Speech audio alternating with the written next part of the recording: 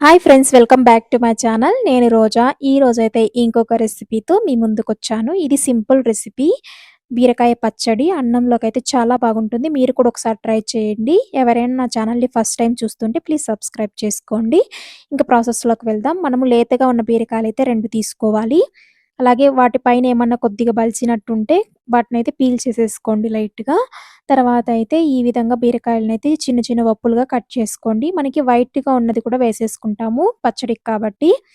తర్వాత అయితే మనము పచ్చిమిరపకాయలు ఒక 5, ఎండుమిరపకాయలు 3, కొద్దిగా చింతపండు, అలాగే 5, 6 వెల్లుల్లి రెమ్మలు కూడా తీసుకుందాము. వీటిని పక్కన పెట్టేసుకుందాము. ఇంక తర్వాత ఒక పెనం పెట్టుకునేసి అందులో 2 టేబుల్ స్పూన్‌ల ఆయిల్ యాడ్ చేసుకొని, ఆయిల్ బాగా వేడెక్కిన తర్వాత ఒక టీ స్పూన్ పచ్చిశనగపప్పు, ఒక టీ స్పూన్ మినపప్పు, ఒక టీ స్పూన్ జీలకర్ర, ఒక టీ స్పూన్ ధనియాలు కూడా వేసుకొని, ఈ నాలుగిటిని కూడా మీడియం ఫ్లేమ్‌లోనే ఫ్రై చేసుకోవాలి.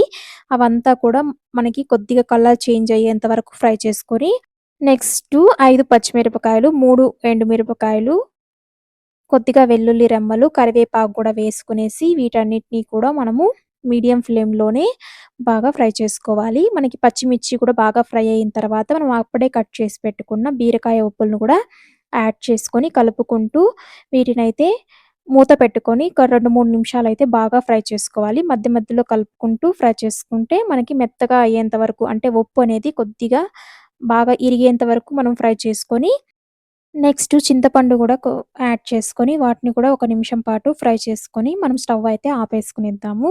ఇంకా స్టవ్ ఆపేసిన తర్వాత దీన్ని కొద్దిగా చల్లారనివ్వాలి. ఇది బాగా చల్లారిన తర్వాత ఒక మిక్సీ జార్ తీసుకునేసి, అందులో ఈ బీరకాయ ఉప్పులనంతా కూడా యాడ్ చేసుకొని, కొద్దిగా సాల్టు, హాఫ్ టీ స్పూన్ పసుపు, కొద్దిగా నీళ్లు యాడ్ చేసుకొని, దీన్ని మొత్తాన్ని మనము గ్రైండ్ చేసుకోవాలి. మరీ మెత్తటి పేస్ట్ లాగా చేసుకోకూడదు. కొంచెం కోర్స్ లాగా ఉండాలనమాట. అంటే కచ్చా పచ్చాగా ఉండాలి. మనకి అక్కడక్కడ తెలుస్తూ ఉండాలనమాట. అంతవరకు గ్రైండ్ చేసుకోవాలి.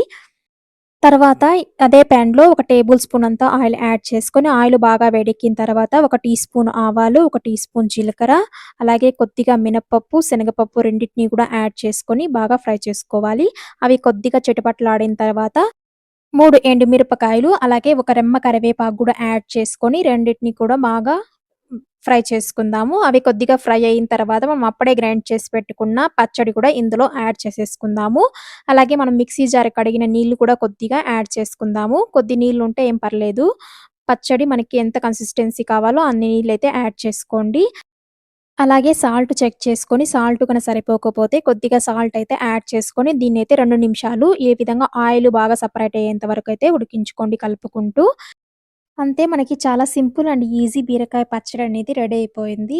మేము కూడా చిన్నగా ఉన్నప్పుడు మా అమ్మ చాలా ఎక్కువగా చేసేది బీరకాయ పచ్చడి. వాళ్ళు అంటే టమాటా చెట్లు గెనాల్లో పెట్టేది. అక్కడొచ్చినప్పుడల్లా లేతగా ఉన్న బీరకాయలతో ఈ విధంగా చేస్తూ ఉండేది.